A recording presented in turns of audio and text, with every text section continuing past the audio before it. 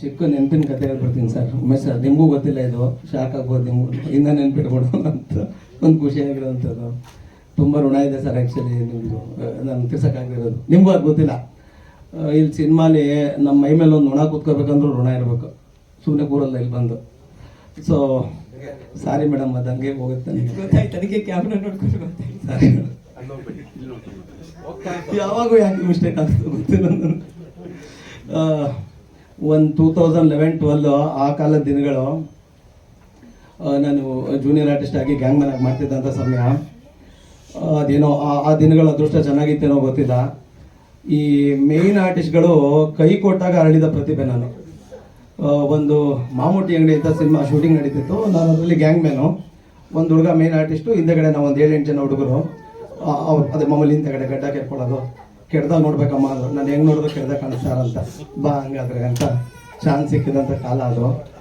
So ಹಂಗೆ ಮಾಡ್ತಿದ್ದಾಗ ಅವರು ಮಂಗಳೂರು ಹುಡುಗ, ಅದು ಅವ್ರ ಕೈಲಿ ಆಗ್ತಿರಲಿಲ್ಲ ಆ ಡೈಲಾಗು ಇಲ್ಲಿದೆಲ್ಲ ತೊಗೊಳಕ್ಕೆ. ಒಂದು 25 ಟೇಕ್ ಮೇಲೆ ಆಗ್ಬಿಡಿತ್ತು.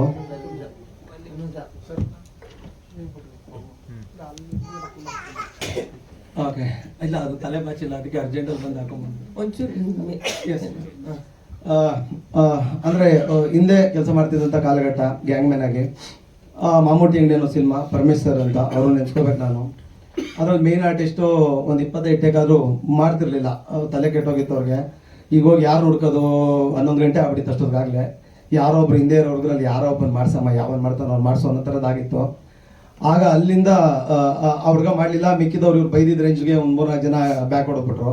ಒಬ್ಬ ಹುಡುಗ ಅವ್ರು ಹೇಳ್ದಂಗೆ ಮಾಡ್ದ, ಅದು ಬಿಟ್ಟು ನೋಡು ಅವನು ಒಂಥರ ಕೆಡ್ದಾಗ ಅವನು ನೋಡು ಮಾಡ್ತಾನೆ ಕೇಳು ಅಂತಂದ್ರು. ನಾನು ಸುಮ್ಮನೆ ಇರದೆ, ಆಗಲೂ ಬಾಯಿ ಮಾಡಿಕೊಂಡು ಇದೇ ಥರ, ಇಲ್ಲ ಸರ್ ಇದು ಯಾರು ಮಾಡಿದ್ರು ಚೆನ್ನಾಗಿ ಬರಲ್ಲ ಅಂದ್ಬಿಟ್ಟೆ. ಏನ್ರಿ ಹಂಗಂದ್ರೆ ಅಂತ, ಇಲ್ಲ ಸರ್ ಲೈನ್ ಬರ್ದಿರೋದೇ ಚೆನ್ನಾಗಿಲ್ಲ ಅಂದ್ಬಿಟ್ಟೆ. ನೀನು ಇದ್ದಿದ್ರೆ ಏನಂತಿದ್ದೆ ಅಂದರು. ಏನೋ ಒಂದು ಹೇಳಿದೆ, ಅದು ಭಾರಿ ಇಷ್ಟ ಆಗ್ಬಿಡ್ತು. ಹಂಗಾರೆ ನೀನು ಮಾಡ್ತೀಯಾ ಅಂದರು. ಇಲ್ಲ ನಾನು ಮಾಡಲ್ಲ ಅಂದೆ. ಏನಯ್ಯ ಯಾಕೆ ಮಾಡಲ್ಲ ಅಂತ. ಇಲ್ಲ ಸರ್ ನೀವು 500 ರೂಪಾಯಿ ಗಡ್ಡ ಕೆರೆಗೆ ಮಾತ್ರ ಕೊಟ್ಟಿರೋದು, ಡೈಲಾಗೆಲ್ಲ 500 ರೂಪಾಯಿ ಮಾಡಲ್ಲ, ಜಾಸ್ತಿ ಕೊಟ್ಟರೆ ಮಾಡ್ತೀನಿ ಅಂತ. ಓಕೆ, ಅದರಲ್ಲಿ ಹಂಗಾಯ್ತು, ನಾನು ಸೆಟ್ ಆಯಿತು. ನಾನೇ ಮೇನ್ ವಿಲ್ಲನ್ನು, ತುಂಬ ಚೆನ್ನಾಗಿ ನಡೀತಿತ್ತು. ಲೈನಲ್ಲಿ ನಿಂತ್ಕೊಂಡು ಚಪಾತಿ ಅದು ಇದು ತಿಂತಿದ್ದು, ಹಂಗೆ ಕೂತಿರೋ ಜಾಗ ಬರೋ ಥರ ಆಯಿತು. ಫಸ್ಟ್ ಟೇಬಲಲ್ಲಿ ಊಟ ಬರೋಂಗಾಯಿತು, ಕ್ಯಾರವನಲ್ಲಿ ಜಾಗ ಎಲ್ಲ ಸಿಗಂಗೆಲ್ಲ ಆಗೋಯ್ತು. ಆ ಸಿನಿಮಾದು ಕೊನೆಯ ದಿನ ಶೂಟಿಂಗು, ಅವಲಕ್ಕಿ ತಿಂತಿದ್ದೆ. 9 ಗಂಟೆಗೆ ಪ್ಯಾಕಪ್ಪು ಮುಗಿದೋಯ್ತು ನಂದು ಅವತ್ತು. ಅವಲಕ್ಕಿ ನೋಡ್ಕೊಂಡು ಅಯ್ಯೋ ಮತ್ತೆ ಇವೆಲ್ಲ ಸಿಗಲ್ವಲ್ಲ, ಮುಗಿತಲ್ಲ ಕೋರ್ಸು ಅಂತ. ಅಷ್ಟರಲ್ಲಿ 5 ಗಂಟೆಗೆ ಒಂದು ಫೋನ್ ಬರುತ್ತೆ, ಪರಮೇಶ್ ಸರ್ ಒಂದು ಫೋನ್ ಬರುತ್ತೆ. ಆಗ ಉಮೇಶ್ ಸರ್ ಒಂದು ತ್ರಯೋದಶಿಯನ್ನು ಸಿನಿಮಾ ಮಾಡ್ತಿರ್ತಾರೆ. ನನಗೆ ಅವ್ರ ಪರಿಚಯ ಇಲ್ಲ ಸರ್. ಅಲ್ಲಿ ಉದಯ್ದು, ನಮ್ಮ ಹಳೆ ಉದಯ್ ಇದ್ರು, ಅನಿಲಣ್ಣ ಉದಯ್ದು ಒಂದು ಡೇಟ್ಸ್ ಕ್ಲಾಶ್ ಆಗ್ಬಿಡುತ್ತೆ ಯಾವುದೋ ಸಿನಿಮಾಗೆ. ಅವರು ಬೆಳಿಗ್ಗೆ 7 ಗಂಟೆಗೆ ಬೀದರಲ್ಲಿ ಇರಬೇಕು, ಅವ್ರು ಆಗಲ್ಲ ಅಂತ ಹೇಳ್ಬಿಟ್ಟಿರ್ತಾರೆ. ಸರ್ ಟೆನ್ಷನಲ್ಲಿ ಪರಮೇಶ್ ಸರ್ ಫೋನ್ ಮಾಡ್ತಾರೆ, ಸರ್ ಈ ಥರದ್ದು ಒಂದು ಪಾತ್ರ ಹಿಂಗೆ ಉದಯ್ ಮಾಡಬೇಕಿತ್ತು, ಹಿಂಗೆ ಆಗೋಗಿದೆ, ಕ್ಲಾಶ್ ಆಗಿದೆ, ಯಾರಾದರೂ ಹುಡುಗ ಇದ್ದಾನ ಅಂತ. ಆಗ ಪರಮೇಶ್ ಸರ್ ಹೇಳ್ತಾರೆ, ಆ ಘಟ ಇರೋ ಹುಡುಗ ಇಲ್ಲ, ಆ ಹಠ ಇರೋ ಹುಡುಗ ಭವನೆ ಅಂತ. ನಾನು ತಿಂತಾ ಇರ್ತೀನಿ, ಇಲ್ಲೇ ಕೂತಿದ್ದ ನನ್ನ ಜೊತೆ, ಇವತ್ತು ಮುಗಿಯೋ ಶೂಟಿಂಗು ನೋಡಿ, ಹುಡುಗ ಆ ಹೈಟು ಆ ಘಟ ಇಲ್ಲ, ಬಟ್ ಕೆಲಸ ಮಾಡ್ತಾನೆ ಅಂತ. ಸರಿ ಅಂತೇಳಿ ನನಗೆ ಹೇಳ್ತಾರೆ, ಸರಿ ಸರ್ ನಾನು ಮುಗಿಸ್ಕೊಂಡು ಹೋಗ್ತೀನಿ ಅಂತ. ಬೆಳಿಗ್ಗೆ 7 ಗಂಟೆಗೆ ಇರಬೇಕು ಅಂತಾರೆ. ಸರ್ ಎಲ್ಲಿ ಸರ್ ನೀವು ಬಿಡೋದೆ 9 ಆಗುತ್ತೆ, ನಾನು ಹೆಂಗೆ ಹೋಗೋದು ಅಂದಾಗ ಉಮೇಶ್ ಸರ್ ಹೇಳ್ತಾರೆ, ಚಿಂತೆ ಮಾಡಿಬಿಡಿ ಸರ್ ಅವ್ರಿಗೆ ಹೇಳಿ ಫ್ಲೈಟ್ ಹಾಕ್ಬಿಡ್ತೀನಿ ಅಂತ ಹೇಳ್ತಾರೆ ಅವ್ರಿಗೆ. ನನ್ನ ಲೈಫಲ್ಲಿ ಸರ್ ಒಂದು 3 ಘಟನೆ, ಅವಾಗ ನಾನು ಹೇಳಿಲ್ಲ ಬಜಾರ್ ಡೌನ್ ಆಗ್ಬಿಡುತ್ತೆ ಅಂತ, ಈಗ ಒಪ್ಕೊತೀನಿ.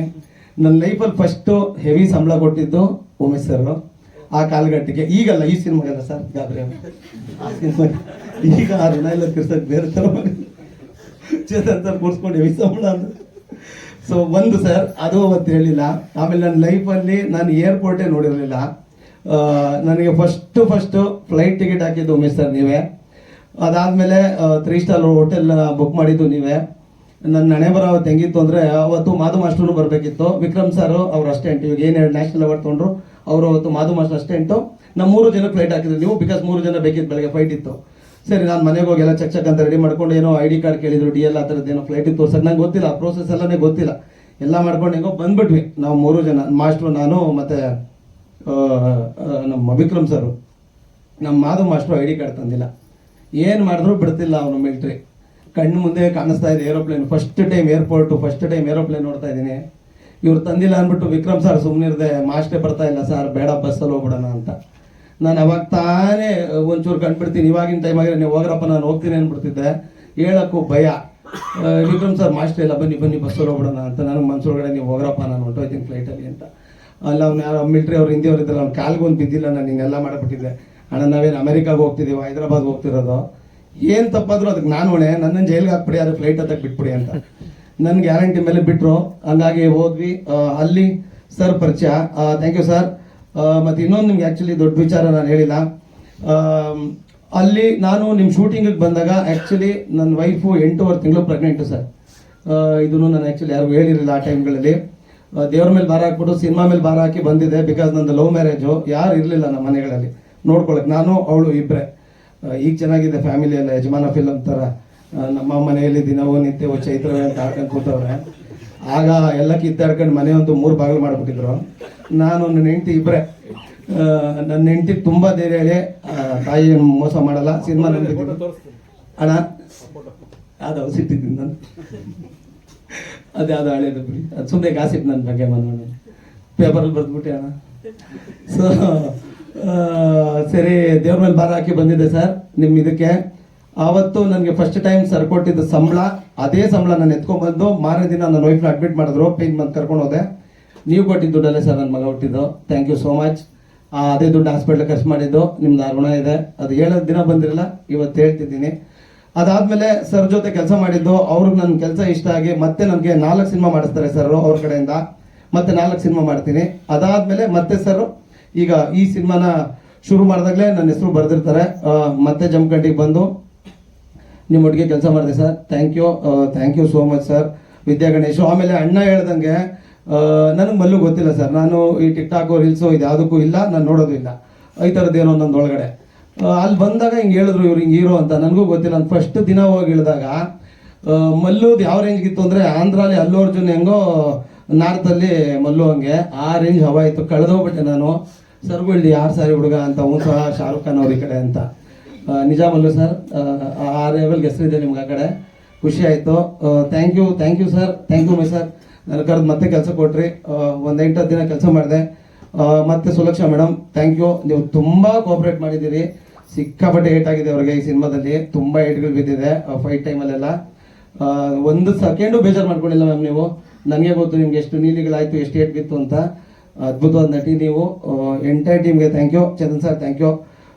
ನೀವೇ ಅದೇನೋ ಹೇಳ್ದಂಗೆ ಪಾಪ ಹಾಸ್ಪಿಟ್ಲಿಗೆಲ್ಲ ಸೇರಿಸಿ ಅಡ್ಮಿಟ್ ಎಲ್ಲ ಮಾಡಿ ನೋಡ್ಕೊಂಡಿದ್ದೀರಿ ನನ್ನ. Thank you sir, entire team thank you. Sudheer sir, specially ಈ ಸಿನಿಮಾ ಭಾಷೆ ಮೇಲೆ ವರ್ಕ್ ಮಾಡಿದ್ದೀರಾ ಅನ್ನಿಸ್ತು ಟ್ರೇಲರ್ ನೋಡಿದಾಗ. ಸರ್ ಇಲ್ಲ ಸರ್, ಒಂದು ಸತ್ಯ ಯಾವಾಗ ಹೇಳ್ತೀನಿ, ನಾನು ಯಾವತ್ತೂ ಯಾವುದಕ್ಕೂ ಪ್ರಿಪೇರ್ ಮಾಡ್ಕೊಳ್ಳೋದೇ ಇಲ್ಲ ಸರ್. ಆ ಥರದ್ದು ಏನೂ ಇಲ್ಲ. ಖಾಲಿ ಬಾಟ್ಲ ಥರ ಹೋಗ್ತೀನಿ, ಅವ್ರು ಏನು ತುಂಬ್ತಾರೋ ಅದೇ. ಇದ್ರಲ್ಲಿ ನಾನು ಏನು ಮಾಡಿದ್ರು, ಯಾವ ಸಿನಿಮಾ ನಾನು ಏನು ಮಾಡಿದ್ರು ಅದು ಯಾವುದೋ ನಂದಲ್ಲ ಸರ್, ಎಲ್ಲ ಡೈರೆಕ್ಟರ್ಗಳದ್ದೆ. ನನಗೇನು ಗೊತ್ತಿಲ್ಲ ಸರ್ ಆ ಭಾಷೆ ಎಲ್ಲ. ಅಲ್ಲಿ ಹೋದೆ, ಸರ್ ಅದು ಡೈಲಾಗ್ ಹೇಳೋರು, ಹಿಂಗೆ ಹೇಳಿ ಅಂತ ಹೇಳೋರು. ನಾನು ಅಲ್ಲಿ ಸರ್ ಕೇಳ್ತೀನಿ, ಸರ್ ನೀವು ಹೆಂಗೆ ಬೈತೀರಾ ಬೈರಿ ಅಂತ. ನನ್ನ ಬೈಗುಳಗಳು ಬೇರೆ ಗೊತ್ತಲ್ಲ ಸರ್ ನಿಮಗೆ, ಇಲ್ಲಿ ಹೆಂಗೆ ಬೈತೀರಾ ಅದನ್ನ ಹೇಳಿ ಸರ್ ಅಂತ ಸರ್ ಹೇಳೋರು. ಅದನ್ನಷ್ಟೇ ಅಲ್ಲಿ ಹೇಳಿದ್ದೀನಿ ಸರ್, ಎಲ್ಲ ಸರ್ದೆ. ಮತ್ತು ಅಲ್ಲಿ ಎಲ್ಲರೂ ನಾನು ನೆನೆಸ್ಕೋಬೇಕು. ಆನಂದ್ ಸರ್, ಪರಾಗ್ ಸರ್, ನಿಮ್ಮೆಲ್ಲರೂ ದೇವರನ್ನ ನೆನೆಸ್ಕೋಬೇಕು. ಇನ್ನೊಂದು 2-3 ಹೆಸರು ಮರ್ತೋಯ್ತು ನನಗೆ. ತುಂಬ ಚೆನ್ನಾಗಿ ಮನೆಯವ್ರ ಥರ ನೋಡ್ಕೊಂಡಿದ್ದೀರಿ. ನಾನು ಅಲ್ಲಿ ತುಂಬ ಪ್ರಾಬ್ಲಮಲ್ಲಿದ್ದೆ, ನಿಮ್ಗೆ ಗೊತ್ತದೆಲ್ಲ, ಹೆಲ್ತ್ ಇಶ್ಯೂಲಿ. ಮನೆ ಮಗನ ಥರ ನೋಡ್ಕೊಂಡ್ರಿ ನೀವೆಲ್ಲ. Thank you so much sir.